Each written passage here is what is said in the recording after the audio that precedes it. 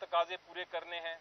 Election commission کا غیر آئینی اور غیر قانونی جو آرڈر ہے اس کو ہم نے امپلیمنٹ کرنا ہے، تو ہمیں اس لیے یہ کرنا پڑ رہا ہے. اور اب میں آپ کے سامنے وہ نام لیتا ہوں جو عمران خان صاحب نے نام بتایا. وہ ہیں بیرسٹر گوہر صاحب. بیرسٹر گوہر صاحب جو ہیں ہمارے بہت لیگل ٹیم کے اہم عہدیدار ہیں، ایک رکن ہیں، اور وہ یہ ٹیمپرری جو ان کا ایک نامینیشن ہے وہ اس کو انشاءاللہ پوری طرح نبھائیں گے. اس کے علاوہ اگر کوئی سوال ہوں گے تو میں آپ کا جواب دے دوں گا، لیکن اگر بیرسٹر صاحب کچھ کہنا چاہیں گے تو ان کی بات بھی سن لیجیے. بسم اللہ الرحمن الرحیم. میں آئی ایم اسپیچلیس. لیکن آج میں صرف اتنا ضرور کہتا ہوں کہ میرے پاس الفاظ بالکل نہیں ہے خان صاحب کے شکریہ ادا کرنے کا، یا جو انہوں نے اعتماد کیا میرے اوپر، یا میرے ضلع کے اوپر، یا کے پی کے اوپر، یا ہماری پوری ٹیم کے اوپر.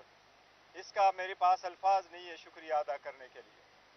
لیکن میں خان صاحب کے نامنی نمائندہ جانشین کی حیثیت سے ہوں گا. پی ٹی آئی وہی ہے جو خان صاحب کی ہے. خان صاحب لیڈر ہے، چاہے وہ جیل کے اندر ہے چاہے وہ جیل کے باہر ہے. خان صاحب لیڈر، چیئرمین تھے، چیئرمین ہے، اور انشاءاللہ تا حیات چیئرمین رہے گے. یہ فیصلہ ہو چکا ہے. میں اس وقت تک اس سیٹ پہ اپنی ذمہ داریاں نبھاؤں گا جب تک خان صاحب واپس اپنی سیٹ پہ باعزت طور پہ واپس نہیں آتے. اور انشاءاللہ وہ دن دور نہیں ہوگا جب وہ بڑے اصوک کے ساتھ انشاءاللہ تعالی واپس آئیں گے. میری سب سے ہو سکتا ہے کل ہی ہو، اللہ کرے کل ہی ہو. لیکن اتنی یہ ضرور بتاتا ہوں کہ ہمارا نظریہ وہی ہے، پی ٹی آئی وہی ہے، کام وہی ہے، سٹرگل وہی ہے جو خان صاحب نے ابتدا کی اور خان صاحب چلا رہے. وہی ہمارا اول ہے، وہی ہمارا آخر ہے، وہی ہمارا نظریہ ہے جو خان صاحب کا ہے. میں صرف آپ سے فی الحال اتنی دعا کی اپیل کرتا ہوں، اللہ ہمیں ہمت دے کہ اس باری ذمہ داری کو ہم مشکل وقت میں نبھا سکیں.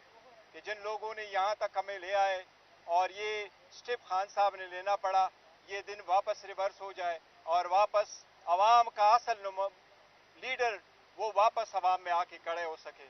آپ لوگوں کا بہت شکریہ. One at a time please. آپ اونچا بول.